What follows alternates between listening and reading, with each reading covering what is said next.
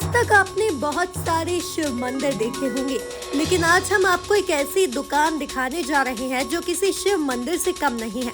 यहाँ चप्पल जूते छोड़कर दुकान में प्रवेश दिया जाता है। साथ ही शिव भजनों की धारा निरंतर प्रवाहित होती रहती है। यहाँ अंदर जाने पर किसी मंदिर की अनुभूति होती है। हम बात करते हैं देवास के महाकाल जूस सेंटर की। दुकान संचालक व शिव के परम भक्त पवन विजयवर्गीय ने बताया कि मेरे पिताजी शंकर विजय भोले ने मुझे 1993 में अमरनाथ यात्रा पर ले गए थे। जब से मुझे ऐसी लगन लगी कि मैं शिव का हो गया और शिव मेरे। आगे उन्होंने चर्चा में बताया कि यह शिव भक्ति नहीं, एक आनंद है। धर्म के साथ कर्म भी जरूरी है। दुकान के गेटअप के बारे में उन्होंने कहा कि मैंने सोच समझकर नहीं बनाया। मैं जहाँ जहाँ गया वहाँ से शिव प्रतिमा लाता रहा और स्थापित होती चली गई और यह दुकान शिवमय हो गई। पिताजी द्वारा अमरनाथ यात्रा से लाकर कड़े वितरण की परंपरा को जारी रखने के बारे में उनका कहना है कि मेरे पिता समाज सेवी तथा लावारिस लाशों का दाह संस्कार करते थे। उनके पास एक अलग शक्ति थी। लोग अमरनाथ के कड़ों को प्रसाद के रूप में मानते थे। देवास से आनंद गुप्ता की रिपोर्ट।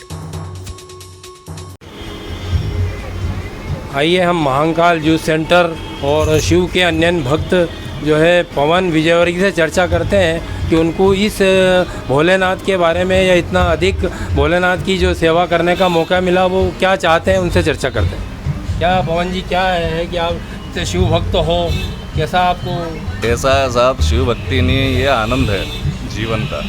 धर्म के साथ कर्म होना भी जरूरी और कर्म के साथ धर्म होना भी जरूरी है।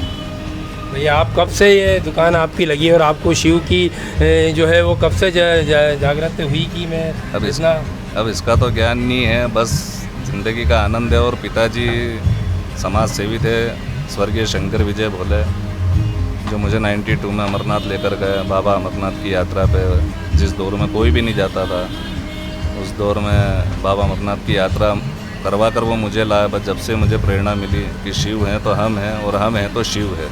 नहीं, महाकाल शंकर भोले जो है वो हमेशा शायद कड़ा मेरे पास चला गया है तो महाकाल का कड़े वितरित करते थे, तो उस परिपाटी को आज आप क्यों नहीं वापस करना चाहते हैं कि लोग लाइन लगती थी वहाँ महाकाल का अमरनाथ के कड़ा लेने के लिए, तो आप इस बारे में? उनमें एक अलग प्रकार की एक शक्ति थी और उनका एक भाव अलग था। वो लावारिस लाशों का दाह संस्कार करते थे उनके जीवन काल में, और जब वो कड़े वितरण करते थे तो लोग उसको बाबा अमरनाथ का प्रसाद समझकर ही स्वीकार करते थे, और वो चीज़ हम नहीं कर सकते हैं।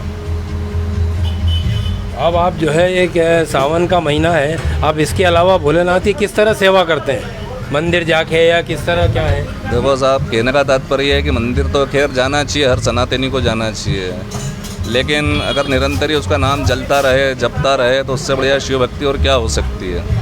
अब जैसे ये मेरा कर्म है और ये मेरा धर्म है, तो धर्म को भी होना चाहिए और कर्म भी होना चाहिए। और रहा दुकान का ये जो देख रहे हो आप माहौल, तो ये शायद शिव की कुछ कृपा होगी कि वो स्वयं विराजित होते चलेगा।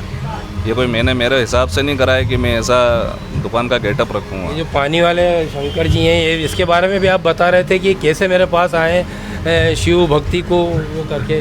ये एक जगह प्रतिष्ठित व्यक्ति के पास थी, लेकिन उन्होंने इसको प्रतिमा को ऐसी जगह रख दिया था कि जहाँ कोई कदर ही नहीं थी। और फिर जब मेरा ध्यान गया और मैंने उनसे मांगा और उन्होंने मुझे सहजता से ही कि ले जाओ पवन भैया, और फिर मैंने को यहाँ विराजित हो गया। है ना, देखा जाए तो जितने भी जैसे ये प्रतिमाएँ रखी है सब ज्योतिर्लिंग है एक तरह से। जहाँ जहाँ मैं दर्शन करने गया, भगवान ने जहाँ जहाँ बुलाया वहाँ से मैं पाषाण प्रतिमा ला के विराजित कर दिया। कितनी बार अमरनाथ हुआ है? मैं तो बस 93 में गया था एक बार। अब आगे आप क्या चाहते हैं? सनातनी धर्म वालों को क्या प्रेरणा देना चाहते हैं? शिव भक्ति के लिए लोगों से क्या आह्वान करना